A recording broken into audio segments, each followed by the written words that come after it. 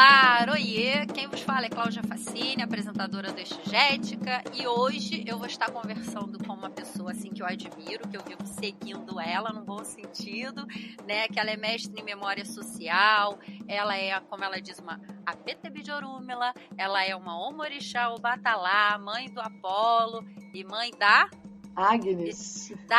Já escutaram a voz, né? E a namorada muito amada do Evert, minha irmã Tatiana Henrique. Bem-vinda! Muito obrigada, Laroie. Muito feliz de estar aqui conversando contigo, mãe. Ai, é recíproco. Assim, eu pensei em milhões de coisas, né? Não falta coisa para trocar ideia com você, mas eu odeio esse negócio de ter que ir limitando, o que eu quero falar, o que eu quero pensar. Mas a gente tem que partir de algum princípio, né? O reloginho conta, né? Exatamente. E o meu diretor, apesar dele não estar assim ao vivo aqui com a gente, entendeu?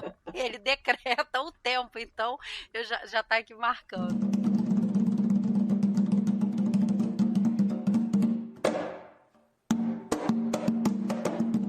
Minha irmã, vamos lá.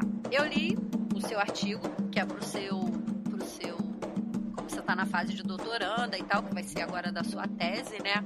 Eu amei que você usou o provérbio Maasai, que fala: onde existe um desejo, existe um caminho.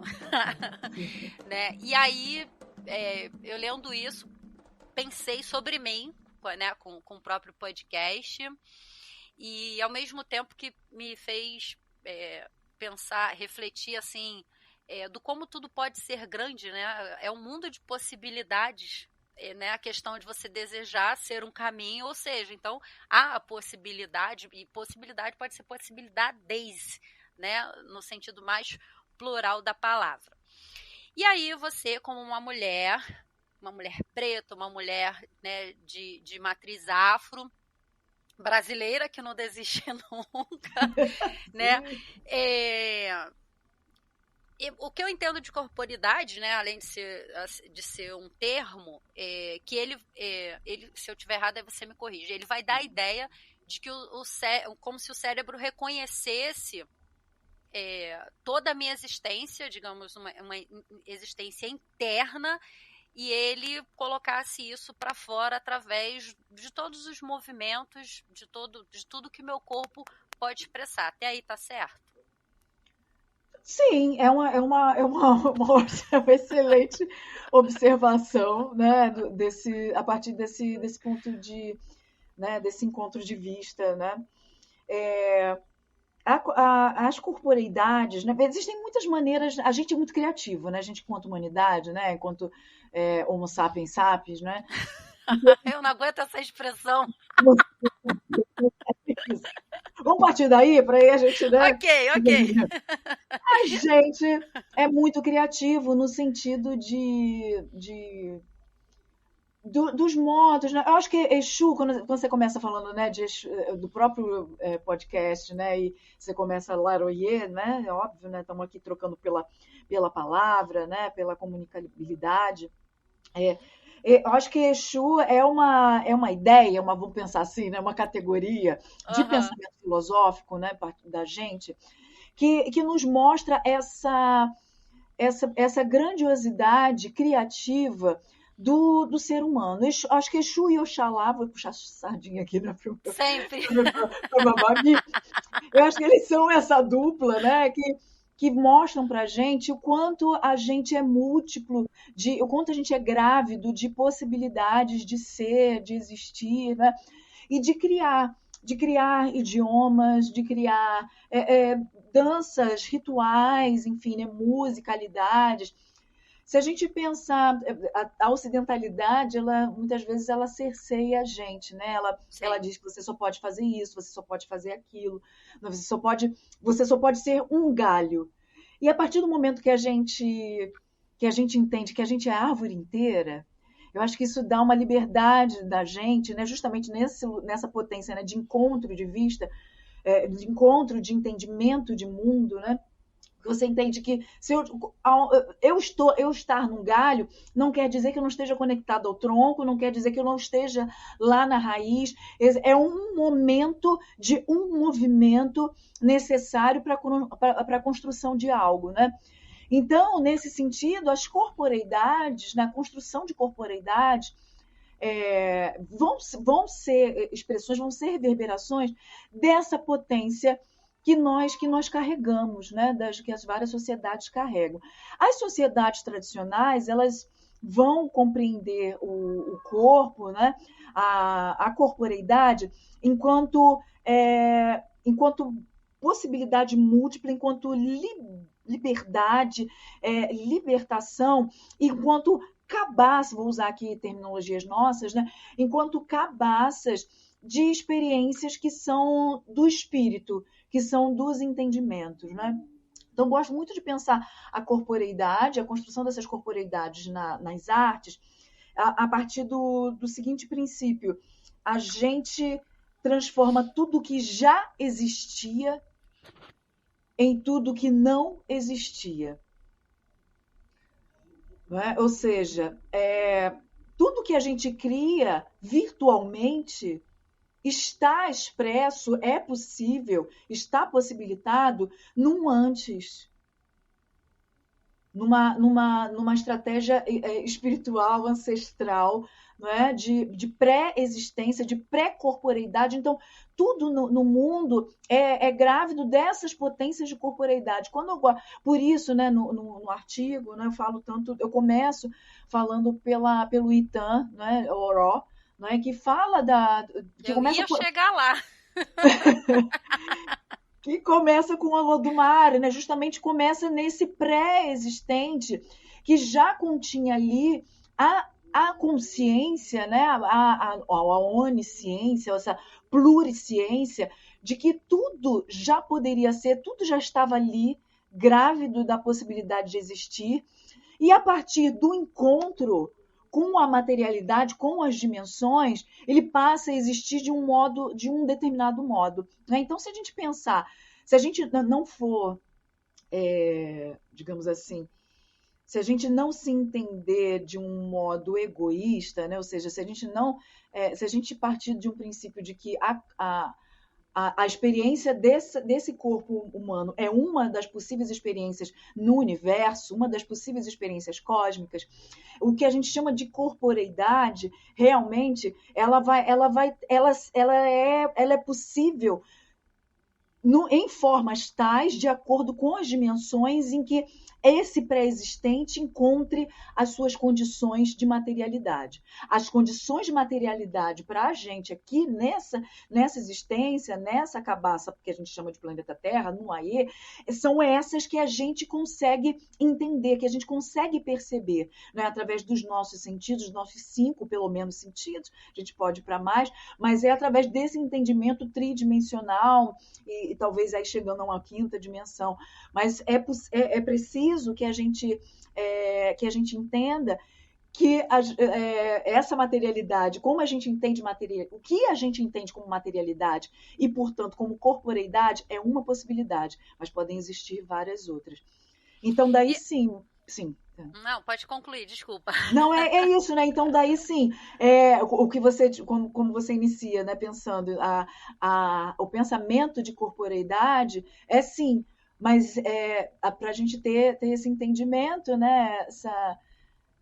Vou usar aqui, né? Não sei se é humildade, né? Mas é um respirar mesmo, né? Para a gente não caminhar para algo que o Ailton Krenak fala muito para a gente, né? Que é essa perspectiva do antropoceno. Como é que a gente não cai nas armadilhas ocidentais, não é, que colocam o ser humano na centralidade das experiências, né, da Terra, das experiências da materialidade, né? Então, se a gente sai disso, a gente pode entender, talvez, é isso, parece um papo Haribo, mas é isso, que os golfinhos entendam de uma maneira, que as estrelas entendam de uma maneira, né? Enfim, né? Assim, não querendo apequenar, mas de certa forma a gente até para um melhor entendimento para quem não está tão por dentro, né, em termos acadêmicos, eu posso dizer, então, que, na verdade, a corporeidade, ela pode ser a questão da gente ser um ser povoado e por isso ele precisa, ele não cabe nesse corpo e ele precisa de certa forma falar, por isso que a gente vai gesticular, a cabeça, corpo vai, né? Porque é muito difícil a gente encontrar alguém que fale sem mexer a cabeça, o olho piscar, a mão. Eu, pelo menos, se prender a minha mão, eu não consigo falar. A gente pode falar sobre, assim, trazer essa visão. Será que, Sem não dúvida. querendo apequenar, mas de repente dar uma simplificada? Não, justamente, não é apequenar.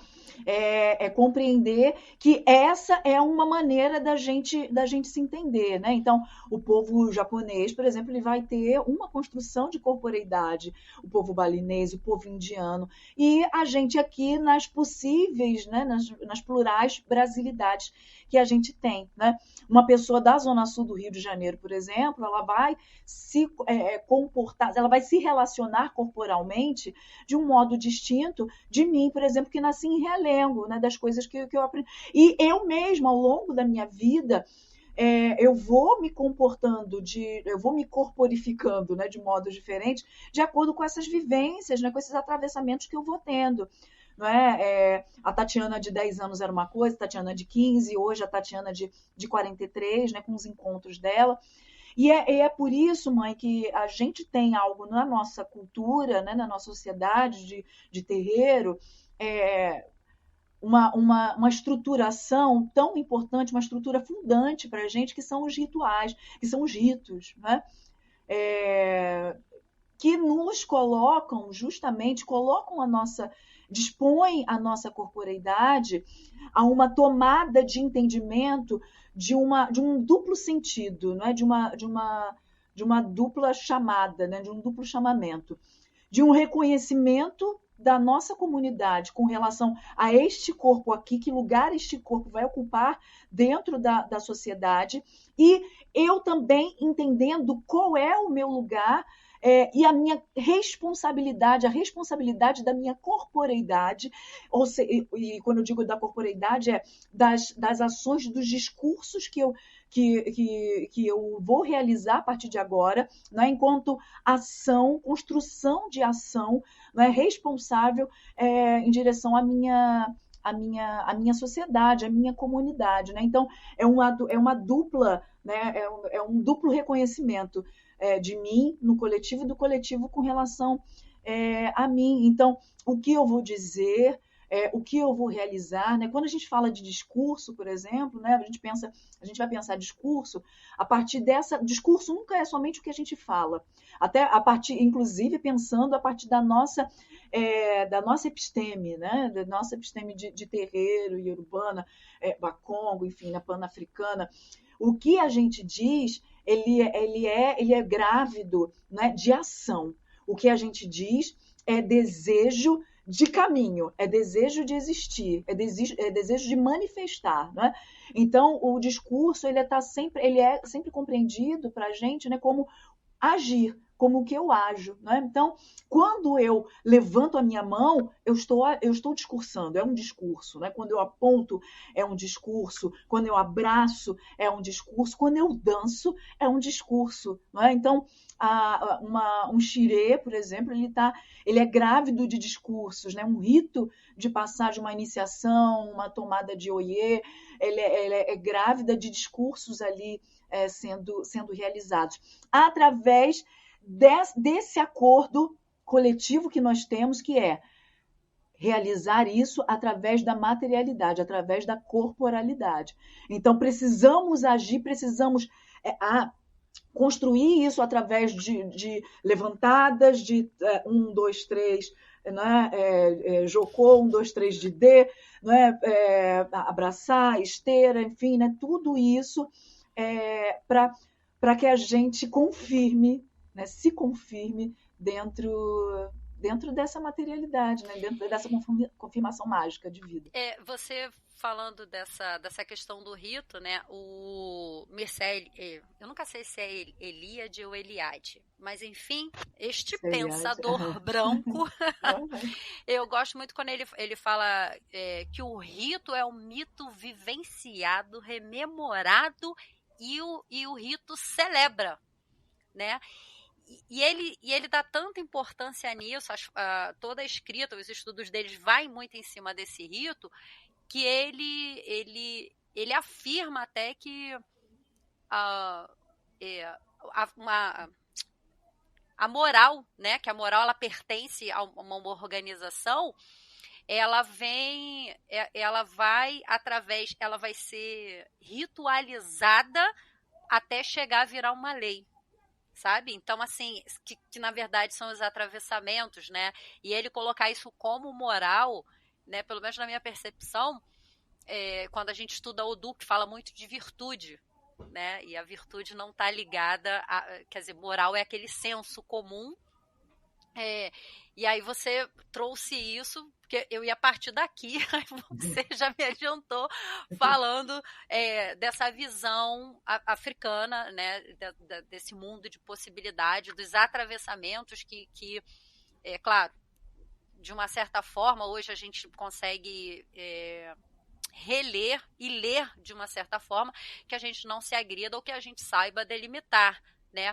A gente consegue botar o nosso corpo, né? Ou para dançar junto, ou tipo, não, aqui você não vai dançar, né? E poder se blindar.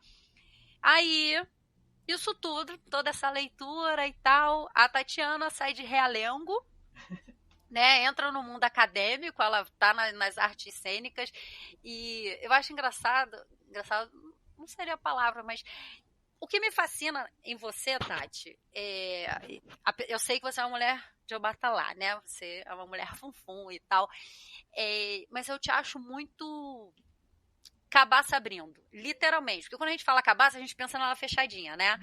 Eu sempre vejo você cabaça abrindo, né? Nem aberta nem fechada, é cabaça abrindo. Porque você, ao mesmo tempo, que é uma pessoa que parece que se ouve, você fala calmo e tal, né? Mas sabe aquele momento que vai abrindo e vai saindo muita coisa, assim? Você cresce e quando eu vejo você encenando, você contando, você falando, é isso, você traz todo o povoamento, sabe? Pra gente. Então, a gente consegue te ler em todas as dimensões, né, desse corpo. E o tema também foi por isso hoje, por causa de Exu e para falar disso.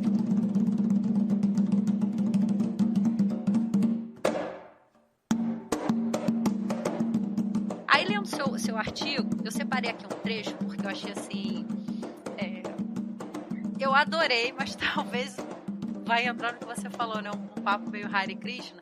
Mas eu adorei quando você escreveu lá, abre aspas, uma teoria da conversa a fim de dizer o que já se sabe dizer, o que já se sabe fazer e sobre o que já se faz, e que muitas vezes não é compreendido devido a uma falta, a uma insensibilidade técnica, e ainda teima em dizer sobre nós, teima em querer imprimir a partir das inexatidões, fecha aspas. E mesmo eu indo, eu voltei algumas vezes para essa sua escrita, porque quando você coloca isso, né, nessa dimensão que eu não apequenando, mas resumindo, como uma incompreensão do ser e trazendo para o povo afro, para nossa raiz, né? Como é que o que te levou que eu leio isso como um desabafo, não sei, talvez, né? Mas o que te levou a isso, e aí você vai chegar nos seus argumentos, que você não vai, claro, colocar aqui na sua tese, que ela ainda está para acontecer. Mas o que te startou a pensar sobre isso e falar de uma forma reflexiva, mais leve, né? De você falar dessas inexatidões que não consegue nos enxergar. A gente está falando de racismo, né? Quando eu escrevo isso, eu estou falando de racismo. É isso. Eu estou falando de colonialismo. É disso que eu estou dizendo, mas é uma escolha, talvez é uma escolha e um fluxo meu, quando você fala da cabaça, né, dessa imagem linda da cabaça, que eu entendo realmente as nossas existências, né, enquanto cabaças, as nossas organizações enquanto grandes cabaças, né, enfim. E realmente, quando eu falo teoria da conversa, é porque eu tento sempre ouvir Hébert em mim, né? E me compreender enquanto uma reverberação hebelística, né? Aham. Então, eu sou uma reverberação, poderia ser outro tipo de reverberação, né? Ou seja, a vida é fluida. Você tem alguns fixos aqui dos quais você parte, mas com o entendimento de que esse fixo é fluido, ele poderia ser outro fluido, né? Ele Enfim, se fluxo. transforma, né, irmã? Exatamente, né? Porque quando você pensa, porque a gente já vive, mãe, numa sociedade de controle que nos quer controlar, né? E Sim. quando eu digo isso, é partindo justamente dessa experiência que quer controlar o corpo preto, que sempre quis, que controlou uma experiência dentro da ocidentalidade, uma perspectiva histórica de controle das corporeidades pretas, né? E aí eu não estou falando só, eu estou falando da escravização, eu estou falando de alijamento das nossas inteligências, das nossas epistemes, nos sistemas educativos, nos sistemas culturais, nos sistemas artísticos. Eu estou falando da experiência da Tatiana e que encontra eco em outras pessoas, em outras mulheres e homens pretos, de dentro da escola de teatro, né, por exemplo, tem que passar pelo balé, mas nunca e ter que colocar a bunda para dentro, né, se alongar, mas nunca ter passado por uma dança de orixá, por exemplo, porque não se considera que o que se realiza dentro de dança de orixá seja construtor, seja organizador de corporeidades, de estéticas, construtor de poéticas, né? Então, quando eu digo inexatidões, é uma maneira poética, porque eu, posso, na minha experiência, eu posso escolher falar isso através da poesia. Eu pude fazer isso, eu pude me construir assim. Talvez eu tivesse vivido, se fossem outras condições, eu diria isso de outros modos, como eu digo de outros modos, dependendo de quanto a ira com relação ao sistema, com relação às violências, elas me atravessam, né? Tem Sim. dados momentos, por exemplo, agora o que a gente está vivendo, né? No exato dia de hoje que a gente está gravando, a gente está vivendo uma semana em que uma corporeidade de uma criança é obrigada a gestar uma outra criança, não é? Justamente por conta desse sistema que quer controlar os nossos corpos. E hoje mesmo eu soube dessa mesma juíza, o quanto ela parece, né, protege tanto a vida, quer tanto que a mãe esteja que uma mãe, né, que uma pretensa Uhum. mãe, pretenso ideário de mãe esteja com o seu filho, quando em uma outra decisão ela separou duas crianças de uma mãe quilombola, né? Ou seja, de que mãe é essa, né? Que palavras são essas? Que conceitos são esses? Né? Que corpos são esses, né? Que são protegidos ou outros, né? E então é disso, né? Que a gente fala ali. E quando a gente é nessa sociedade de controle que a gente vive dentro do mundo das artes, né? É, entender que o nosso corpo é perfeito, entender que eu não tenho que encaixar nada, né? Que o meu que as energias, por exemplo, você falando das cabaças, né? Entender que através dos orixás, por exemplo, das iabás, simplesmente das iabás, eu tenho energias, eu tenho corporeidades, não é? Ali eu tenho poéticas corporais que podem me construir a leveza e a angulosidade e a rapidez, né? Ou seja, estados eró, quietá como um meio do caminho, e na, para construir essa corporeidade, isso dentro da cultura de orixá, quando eu compreendo isso, eu me liberto. Eu liberto a mim, eu liberto as irmãs e aos irmãos. Isso é algo que a sociedade de controle, a colonialidade acadêmica ainda não compreendeu completamente. Não Sim. compreendeu. E eu estou falando disso a partir da minha própria experiência também, enquanto estudante, a minha construção técnica, epistemológica sobre a corporeidade, sobre corporeidade preta, ela aconteceu fora da academia, ela aconteceu fora da escola de teatro, da escola técnica de teatro, né? Ela aconteceu a partir de um encontro ancestrálico com as máscaras africanas.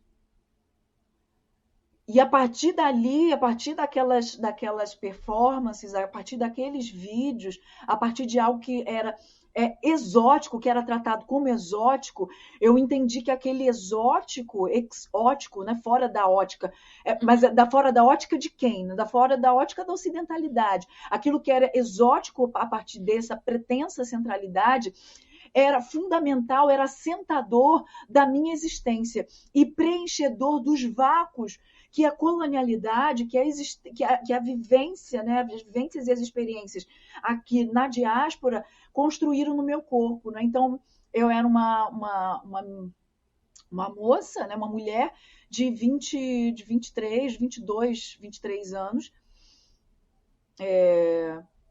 que não compreendia, que já tinha passado pela Umbanda, inclusive, mas achava que nada da Umbanda tinha valor no sentido artístico, Na verdade, você poético, não tinha se estético. conectado, né? Não tinha, né?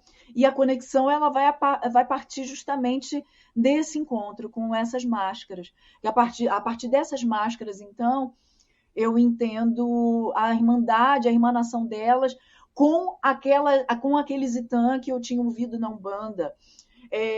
Depois com o próprio candomblé, não é? E entender que a gente tinha conhecimento próprio. Né? Sim. A própria Sueli Carneiro, ela fala que ela não foi a universidade que fez ela uma intelectual. Ela chega com uma intelectualidade nesta universidade, né, que é uma universidade de pensamento eurocêntrico, branco, né? Ela chega nessa universidade para validar o que ela sabe usando a ferramenta que está sendo dada nesse local. Eu acho isso assim formidável quando ela fala disso.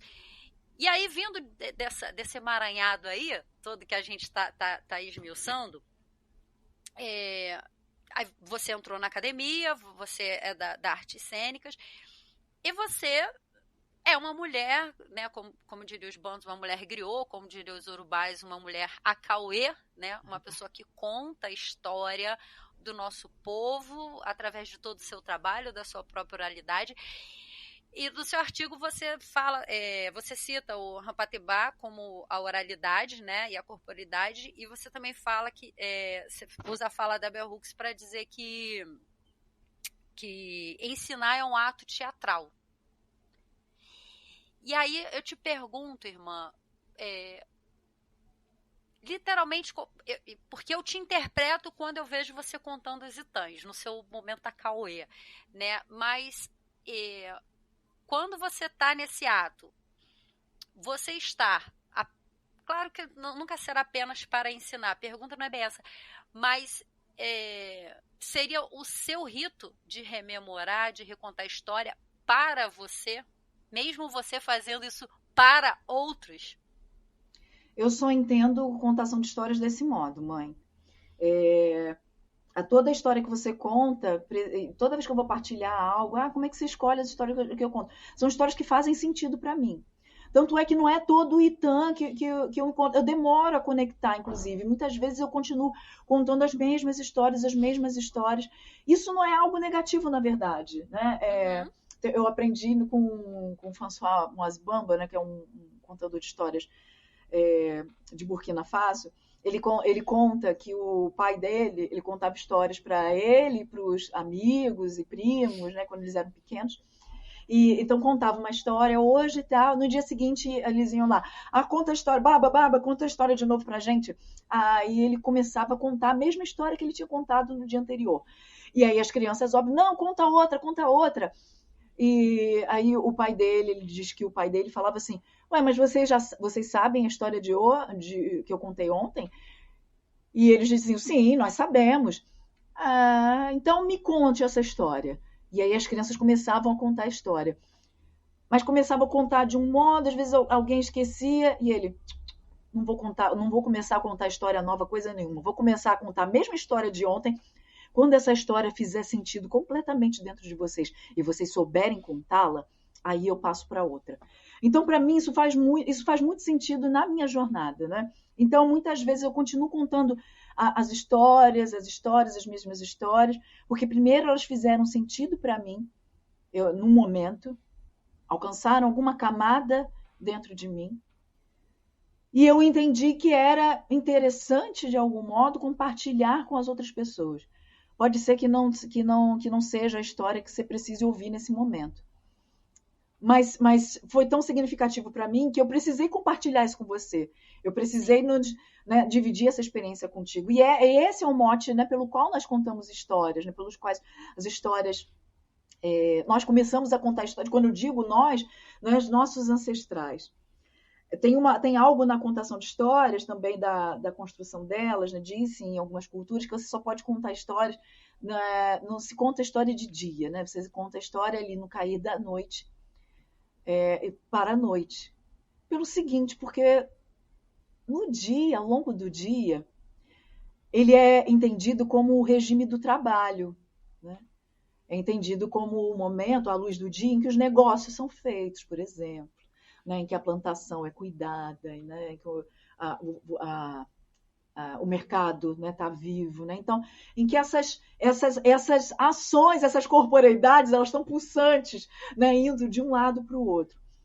Quando a gente vai... troca, né? Exatamente. Vai e vem. Quando a gente conta, quando todo mundo se reúne à noite, é justamente para compartilhar essa percepção dessas trocas, e para nos preparar para sonhar. Contar histórias é nos preparar para sonhar coletivamente, para pensar coletivamente em todas as possibilidades de vidas, de vivências que aconteceram ao longo do dia, o que ficou, o que fez sentido em você, e aí eu compartilho com você, e aí eu vou sonhar com isso, o outro vai sonhar com isso. Quando a gente estiver dormindo, a gente vai estar recontando também para a ancestralidade. A ancestralidade vai ouvir isso de novo com a gente. E aí a gente vai acordar. É o ritual da absorção. Totalmente. Do fazer sentido. Isso não fez sentido. Então, no sonho, eu vou entender, isso fez sentido, isso não fez. Quando eu acordo, eu tenho uma nova decisão a tomar, não é? Ou seja, e isso traz para a gente, mãe, a ideia também, né, de que tradição não é fixidez. Tradição e criação e recriação, elas elaboram, colaboram e reelaboram as ritualidades, os ritos, né? É por isso que o nosso povo, por exemplo, ele, mesmo sendo desterrado, mesmo sofrendo o desterramento, o sequestro, ele entende como ele consegue viver através do tempo. E então, nos espaços nos quais eles são colocados, são despejados, e em que tentam enterrar as suas inteligências, eles, por terem a inteligência de viver no tempo, eles conseguem entender que a partir daquela terra, que o pensamento do tempo, o entendimento sobre o tempo, o entendimento do que se carrega no tempo, e no tempo aqui dentro das nossas cabaças, né, das nossas inteiras cabaças, ele pode ser assentado ali naquela terra e que ela vai fazer conexão com a terra de antes, né? Então, é por isso que a gente conta histórias, porque as histórias elas trazem essa vivência do tempo. Elas trazem plasticidade, pensando, né, num termo né, da neurociência, né, na neuroeducação, né? A neuroplasticidade, quando você conta um Itam, por exemplo, você conta um Itam de Exu, quando você conta um Itam de Obatalá, né, e que é diferente, por exemplo, de você contar Chapeuzinho Vermelho. A Chapeuzinho Vermelho, a gente só tem uma história da Chapeuzinho Vermelho. Quantos Itãs a gente tem de Exu? Quantos Itãs a gente tem de Obatalá? Ou seja, isso mostra para a gente a inteligência múltipla, né? A plasticidade que nós temos dentro da nossa cultura, através dessas personagens, né? Dessas existências, né? E o quanto elas nos ensinam a sermos fluidos também nas nossas recriações, né? Eu já tive gente me... Perdão, Mana, pode concluir. Não, é por isso, né, que a gente encontra quando a gente fala assim, nossa, que incrível a estratégia dos povos africanos quando eles são sequestrados e trazidos para a diáspora, despejados na diáspora. Nossa, que incrível. Mas isso é algo que a gente já tinha. Não é algo, né? Esse é um pensamento incauto. Quando eu digo da inexatidão, é isso, porque é um pensamento que não pensa, não tem a capacidade de pensar a partir do que já se pensava, do que já existia. Então, acha que é algo inaugural. E a ocidentalidade, ela se pensa, né? Sempre em atos de inauguralidade, né? Por isso que ela se ceifa com relação aos seus ritos. Ela não consegue se somar, ela não consegue pensar junto para continuar. Ela está pensando sempre a partir da genialidade, da inauguralidade. E quando a gente se pensa através da reiteração. Na verdade, também não deixa de ser uma forma assim, eu não me permito pensar na hipótese de que o outro já havia pensado, já havia, né, existido. É muito mais sobre mim do que sobre o outro. Eu odeio também esse papo de outro por causa da faculdade, negócio de diálogo interreligioso. É essa palavra e alteridade. Eu tenho assim eu acho que eu vou ter que fazer terapia pra ver qual é. Sério? Tu tá rindo, mas é um papo sério. Mas deixa eu te falar, você falando agora, você me emocionou e vou comentar um negócio com você, que vai ser compartilhado com quem ouviu o podcast e que eu nunca comentei com ninguém. Mas engraçado, você me startou, você me fez voltar na minha infância. Eu acho que é uma coisa assim de uns 5, 6 anos de idade. Olha que louco, pela sua fala. E eu lembro quando eu era criança, eu tinha muito na minha casa, tinham 2 pés de jaqueira com um abacateiro no meio. Visualiza a imagem. E eu ficava muito embaixo da jaqueira conversando, e muitas vezes eu fui recriminada porque parecia que eu era maluca. Não, era algo muito louco assim, né? Mas era nítido uma velha pra mim naquela jaqueira conversando. E eu falava com ela, como eu tô falando com você. Apanhava e tudo, sabe? Porque eu tava sendo louca. E isso sem eu saber que eu seria uma mulher de Ossanha, saca? A jaqueira e o abacateiro, no meio. Mas enfim, e era engraçado que uma coisa que eu conversava e que realmente me dava até um pouco de falta de ar quando eu tinha essas imagens quando criança, na minha cabeça eu sempre eu tinha não sei, um sonho, eu sei que vinha uma imagem de alguém me sufocando. Agora eu tô vendo uma cabeça de uma criança. E eu dizia assim, você pode acabar com o meu corpo, você pode acabar com tudo, mas você não vai levar o que eu aprendi, o que tá aqui. E isso era uma parada assim, igual eu tenho um outro sonho que vira e mexe, eu sonho a mesma cena, sabe? Mas isso era uma coisa que quando eu criança eu pensava, isso vinha na minha cabeça, eu não sei como eu vou chamar essa cena, porque eu nunca passei por nada igual, né? Mas era sempre a mesma cena, eu não sei descrever quem, mas era sempre assim, tentando me matar, né? Assim, pelo pescoço. E era uma parada assim, uma coisa horrível, mas que eu tinha assim, tá, você vai levar tudo, mas que eu aprendi e tal.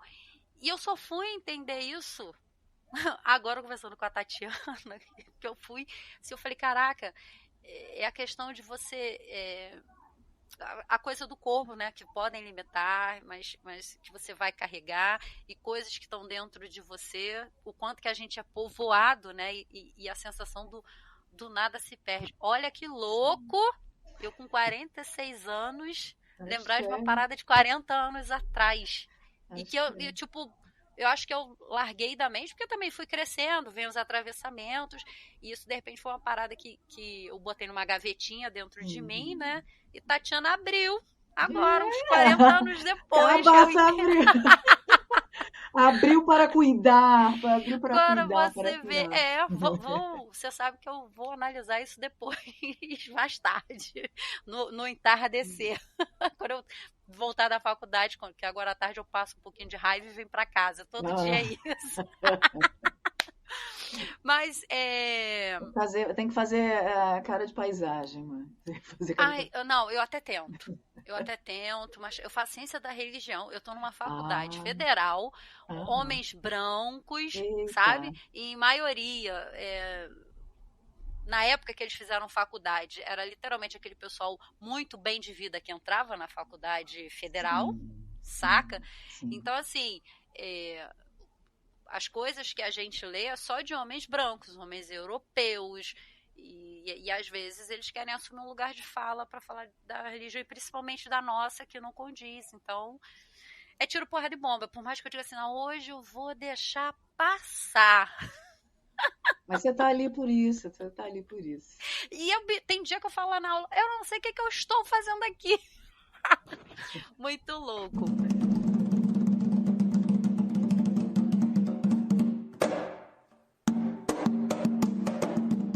Você, na pandemia, né, você conseguiu trazer Nuang e conseguiu levar Nuang para África.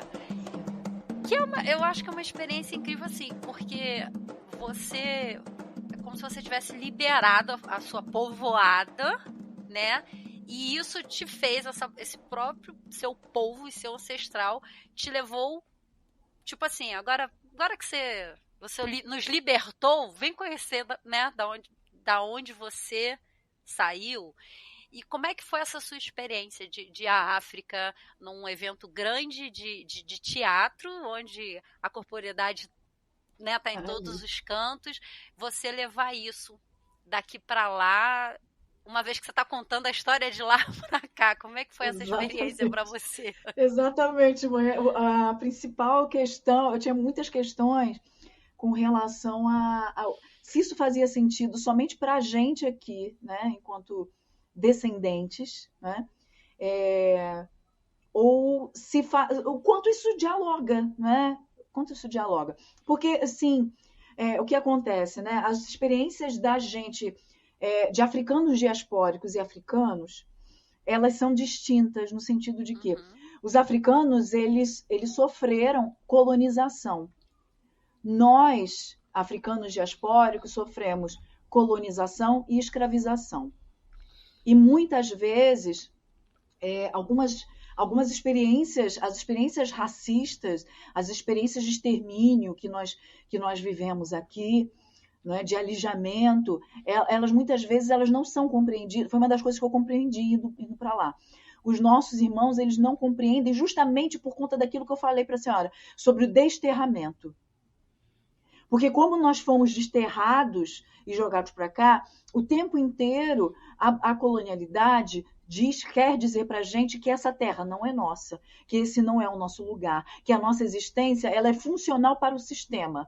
Então, realmente é isso, né? A nossa experiência de africano diaspórico é essa. As dos nossos irmãos africanos, eles não compreendem isso porque eles estão no lugar deles. Então, na primeira vez que a gente exibiu, apresentou no ANG, por exemplo, depois a gente teve uma roda de conversa, levantou um professor para conversar com a gente, né, para falar as coisas, as impressões dele, né, a felicidade dele de assistir esse espetáculo, né, inclusive ele dizer para a gente que nunca tinha assistido algo semelhante, né, naquele sentido, né, e ficou impactado por esse retorno, por isso ter sido feito por brasileiros, né. Ele levantou e falou todos os nomes dele. E eu não vou saber, eu só recordo o professor Balanga, da Escola de Formação de Professoras e Professores, lá de Luanda, e ele falou todos os nomes dele, os nomes de família, os nomes os nomes étnicos, os nomes entende? Então, uhum. eles têm isso. Eu tenho isso, mãe. A gente não Claro tem que isso. não. Eu não sei de onde eu vim. A única A única possibilidade, né, da gente, enquanto de mim, pelo menos, né? Óbvio que a gente tem aqui pessoas, né, que sabem, que tem pelo menos até a bisavó, tem né, a possibilidade, a riqueza, a dádiva de ter, né, de ter essa experiência, mas a maioria da população brasileira não tem, porque nós fomos ensinados a esquecer de onde viemos, a esquecer os nossos nomes foram trocados. Meu nome não é Tatiana Henrique. Meu nome não é Tatiana Henrique Silva, e olha que eu não tenho nem dá, né? Mas meu nome não é esse, né? Então eu não sou essa, né? Eu não sou isso. E aí, mãe, apresentar Nuang lá, ir para lá com Nuang, primeiro que foi uma concretização daquele encontro que eu falei para a senhora lá em 2003, quando pela primeira vez eu vi uma máscara na vida, que foi uma máscara Gueledé, da Sociedade Gueledé. E tem uma cena muito bonita em Nuang, que é quando a Nuang passa pelo rito de passagem dela, em que ela recebe a máscara dela, que é uma máscara Muanapu. São as máscaras, a máscara Muanapu é do povo Choco, que vive ali em Angola, no norte de Angola e no sul do Congo, né?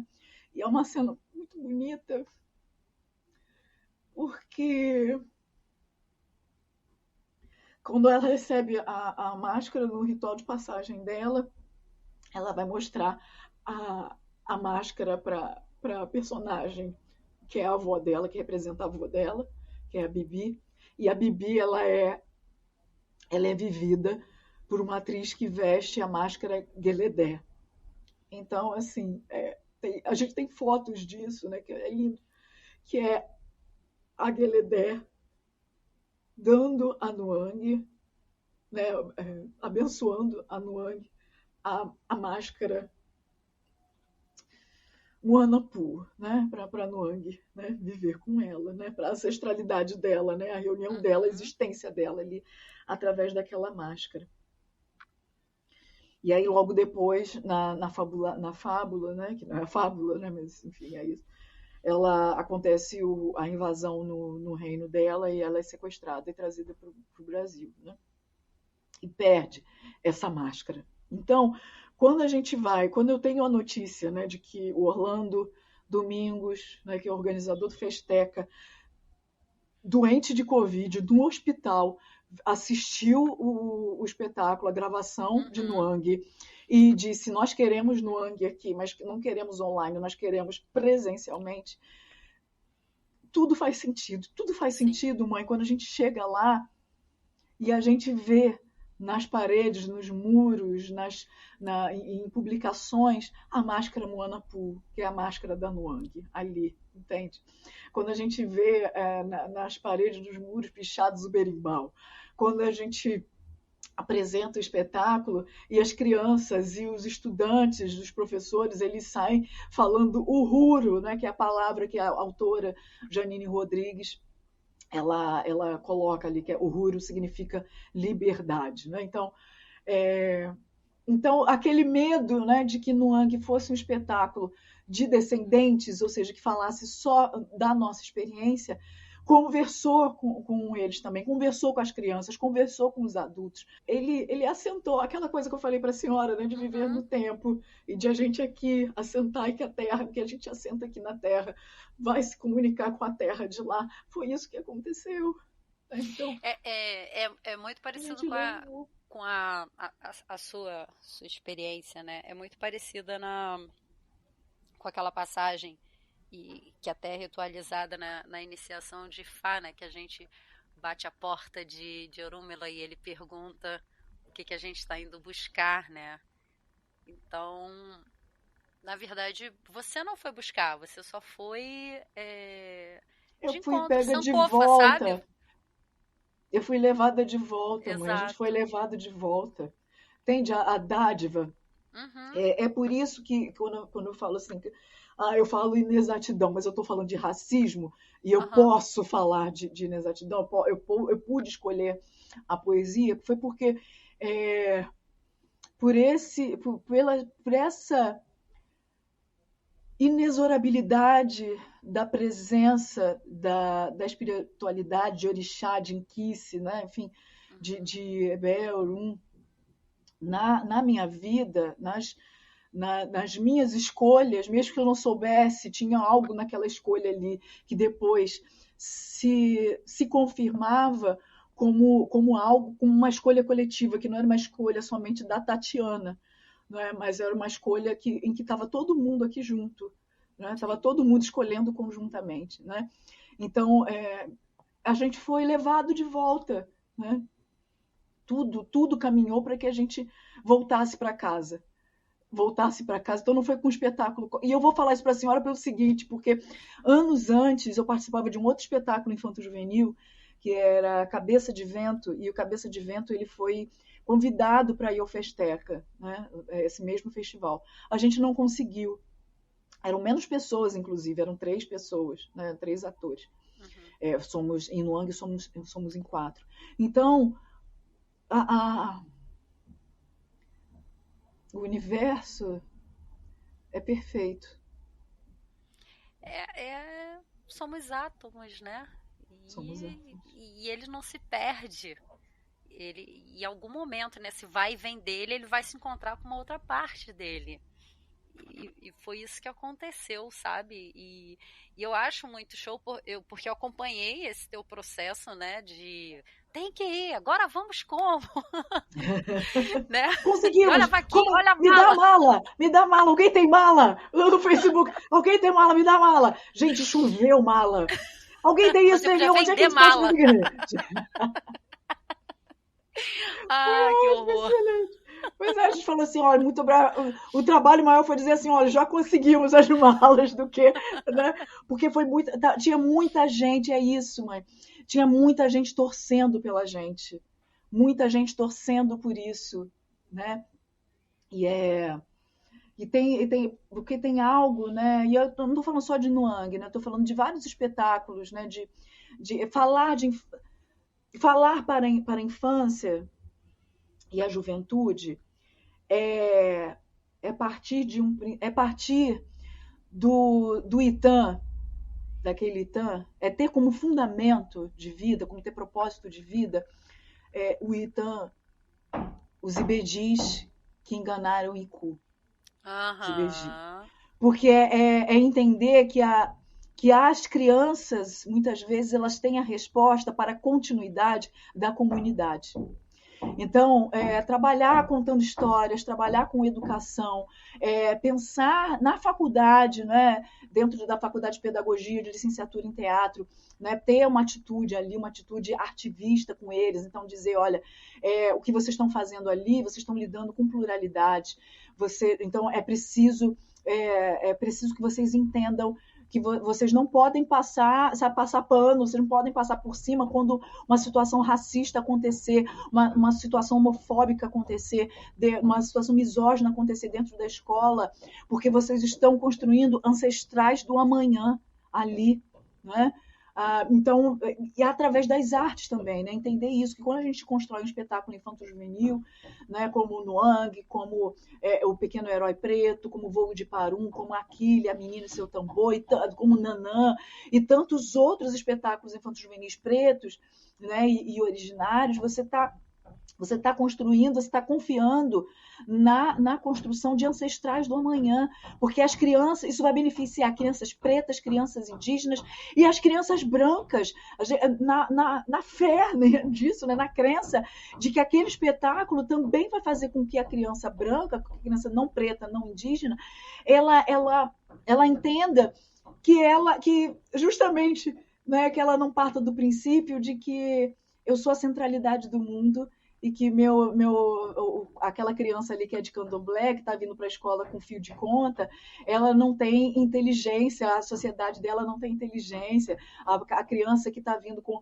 pintura corporal, com uma tatuagem em genipapo, né? Enfim, que as corporeidades expressas por essas crianças, elas estão falando de inteligências, de modos milenares de existir, e que, então, que a gente tem a fazer escutar, respirar, aprender, né? Ou é isso, mãe? A própria corporeidade, né? Ou é isso, ou estamos fadados à destruição.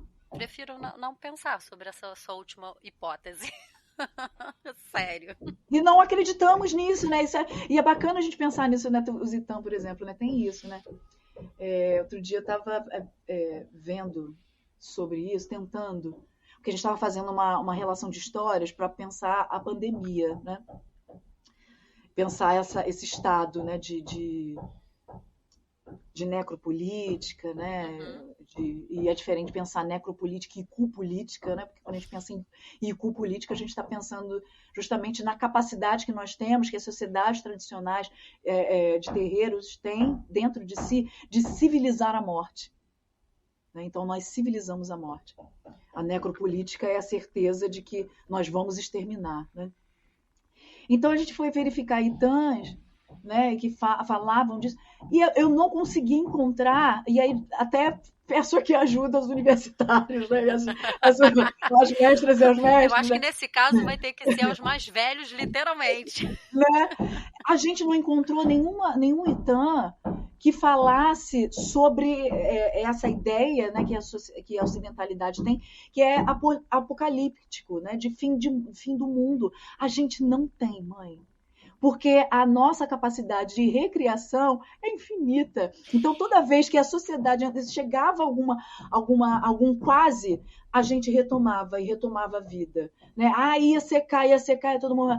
E aí a irmã já vinha aí, né, com um pedaço, não sei o que. Aí vem, aí encontra um remédio, não sei o que. É sempre.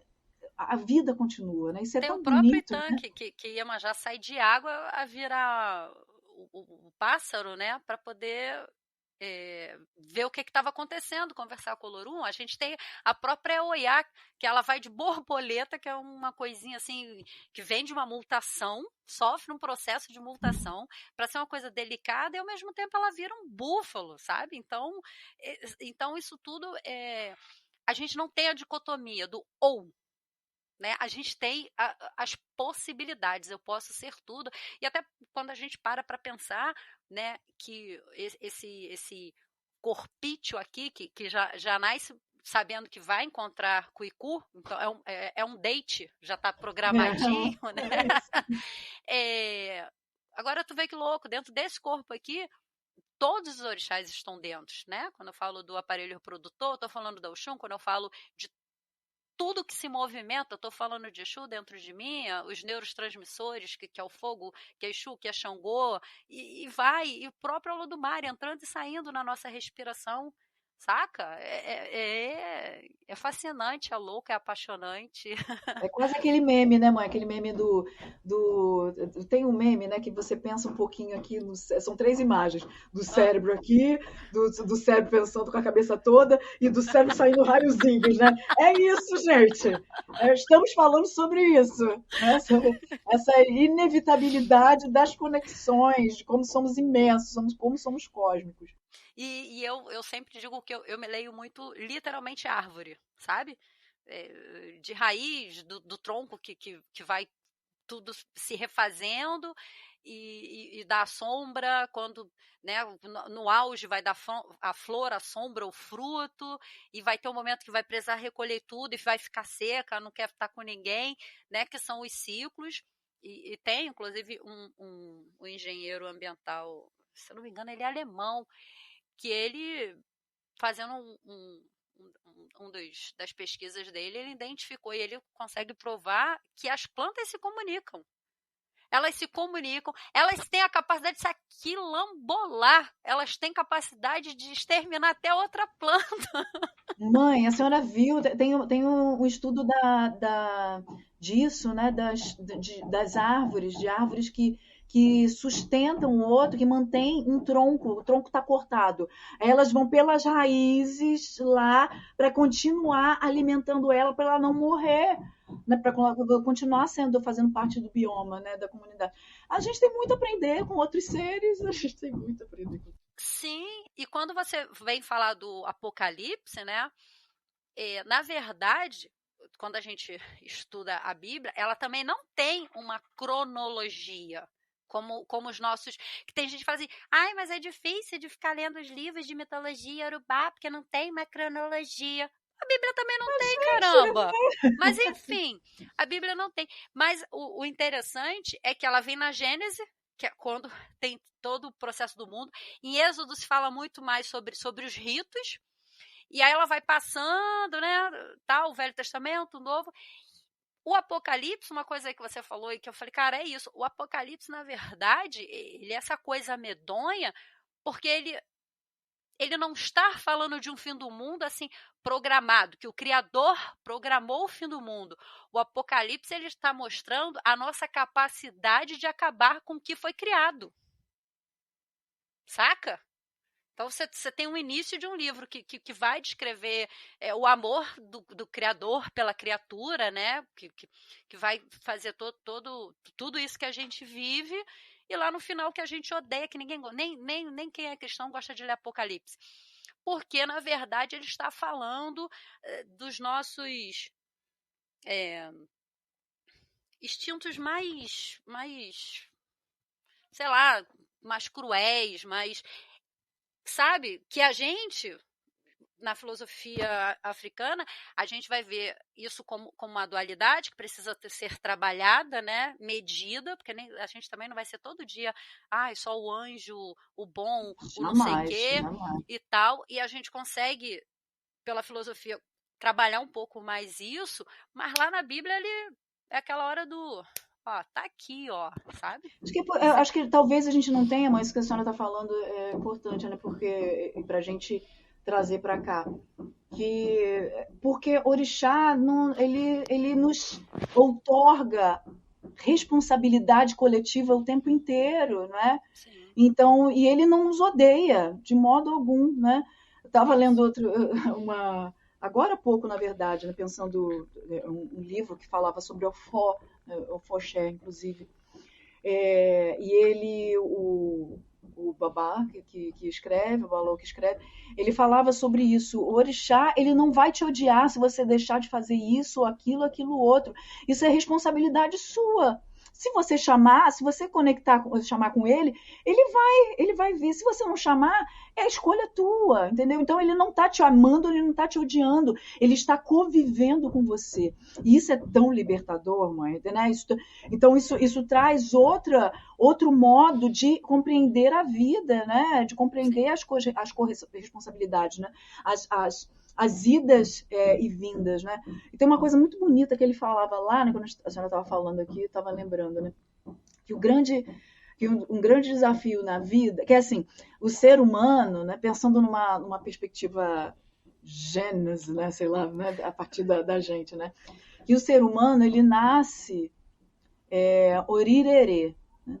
E aí toda a jornada dele, né, é de continuar fazendo as escolhas para continuar cultivando, cuidando de orirerê, para que quando ele chegue na velhice, ele tenha o entendimento de oritutu, que ele é oritutu, ou seja, quando eu olho para trás, né, e vejo que entre todas as grandes, né, o grande gráfico da vida, né, os grandes encontros, grandes e pequenos encontros, toda a turbulência, né, toda a dinâmica que é viver, né, toda a harmonia que é viver, né, harmonia, eu gosto de pensar que harmonia não é paz, né, harmonia é você Tudo continuar pode viver junto, né?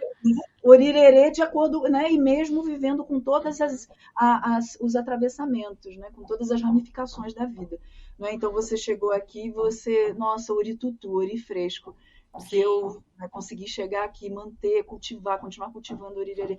Eu acho isso tão lindo, né? Porque traz a vida para um lugar tão mais leve, né? De entender assim que não tem pecado original não no seu corpo. O teu corpo é dádiva, né? O teu corpo é emanação, né? Então Tanto é que mantenha somos isso. indivíduos, cada um é responsável por si, né? Assim, na verdade, nós somos responsáveis por nós e pelos outros, porque as nossas ações vão impactar nos outros, muito mais do que as dos outros vão impactar na gente, porque a gente ainda tem a possibilidade de ser filtro, não ser esponja, né? Tipo, ó, isso é seu, não é meu. Então você que lute. Já basta os meus conflitos. Tem uma história muito bonita que fala disso, né? De um rei que não é nem urbana, não, mas fala disso, né? Que tudo que acontecia com ele, nossa, ele ficava, ai meu Deus, que coisa maravilhosa! Isso aconteceu, nossa! E ele distribuía riquezas, quase ficava, as pessoas tinham que segurar ele. E quando uma coisa triste acontecia, ele, ai meu Deus, o mundo vai, que coisa horrível, que coisa horrível. 880. E até que chegou, que ele conheceu, e ele não conseguia encontrar harmonia, né, dentro dele. Uhum.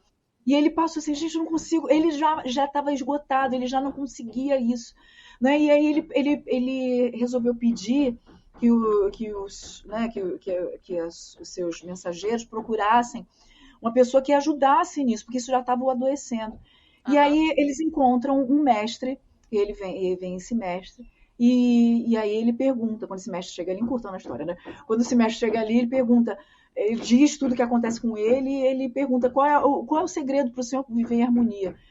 E ele diz, isto também passará. É dizer para mim, isto também passará. Isto também passará? Só isso? Só isso. Mas não tem nada que você faça? Não. Não tem um ebó que você faça? Não. Não tem. Só dizer isso, isto também passará? Tá. E ele começa. Acontece uma coisa muito boa, aí ele, isto também passará. Acontece uma coisa muito ruim, isto também passará. E ele começa a entender, a aproveitar, ele não deixa de aproveitar as situações, de viver as situações, né, nas dádivas e nas dores, mas ele entende que tudo, isto também passará, o orirerê, ele consegue, né, cultivar o seu orirerê. E disse que ele, estou nessa. Estou tentando chegar lá no orirerê.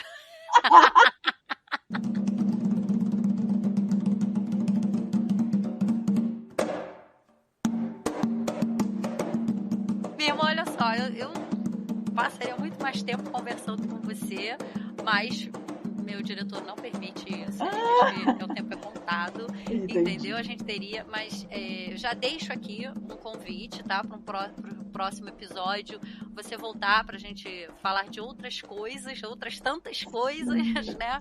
E quero que você deixe um tchau aí pro pessoal, deixe uma palavra pra gente poder estar finalizando esse episódio, mas agradeço imensamente, assim, que o Senhor te abençoe, que o Batalá sempre, né, e Exu te movimente, mas que o Batalá sempre te dê esse orirerê aí, para que você possa, né, viver o irê do seu Odu, das suas escolhas, é sobre isso.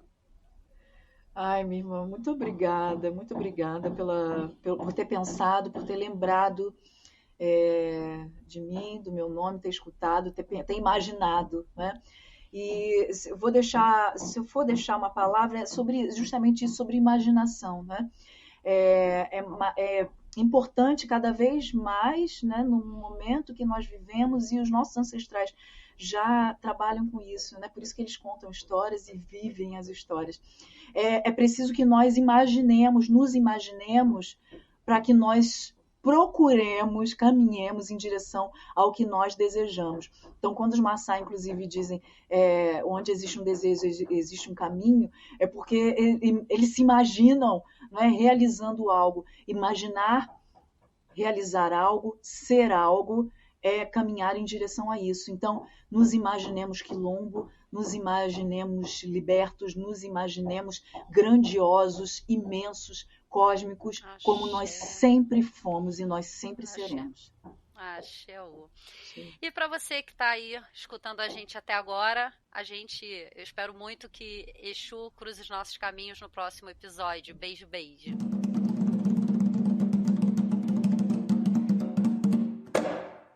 Esse programa foi editado por Fascine-me Podcast.